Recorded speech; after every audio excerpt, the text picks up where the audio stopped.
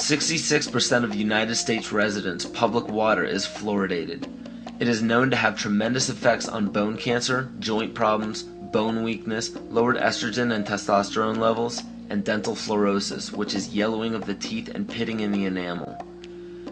Wouldn't it make more sense to enhance public water with vitamins which are meant to be ingested to promote overall health, rather than putting such a toxic chemical in our water with a bogus explanation that it will improve our dental health? We now know that fluoride causes more dental problems than it solves. Something doesn't seem right about this. Do you honestly believe that these companies care deeply enough for the people to spend large amounts of their own money to fluoridate public water when the people already purchase their own toothpaste? But there's a difference between toothpaste and drinking water. We don't ingest toothpaste. If you go to any hardware store and look at any rat poison product, you will only find one ingredient: sodium fluoride.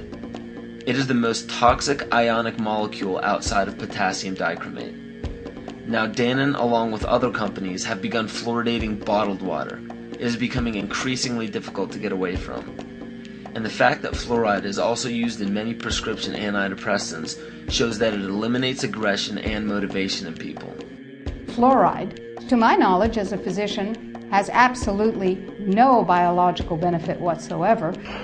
But one of the significant things is that the Russians carried out all sorts of experiments on the people living in the Gulag. One of them, of course, was to fluoridate the water. Why? If you fluoridate the water, why people are not as aggressive as they ordinarily would be. In fact, what is the active ingredient in Prozac that is so widely distributed in America today?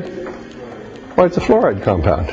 And now we are finding that public water nationwide is showing up with arsenic, lead, cadmium, and thermonium, which is a radioactive form of lead.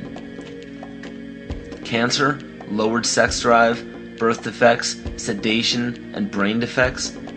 Does this not sound like a wonder drug for anyone aiming to control a population? It's quite astonishing, Paul, the degree to which environmentalists have not been educated about fluoride. You know, people have an unconscious trust in their doctor or their dentist, and if you can persuade doctors and dentists that fluoride is safe and good, then you're able to reach the rest of the nation. People believe their doctors and dentists, and that was a way of promoting fluoride for Bernays. Fluoride was killing their cattle, destroying their crops. Fluoride given to rats had produced bone cancer and liver cancer, and that those results had been doctored to make it look as though fluoride hadn't caused as much cancer. The pattern that we saw, it typically is what we see with other neurotoxic agents that are well known to cause a hypoactivity or a memory problem or an IQ problem.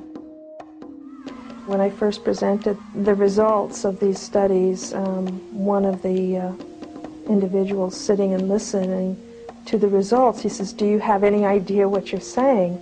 And he says, "You're telling us that we're reducing the IQ of children." And basically I said, yes.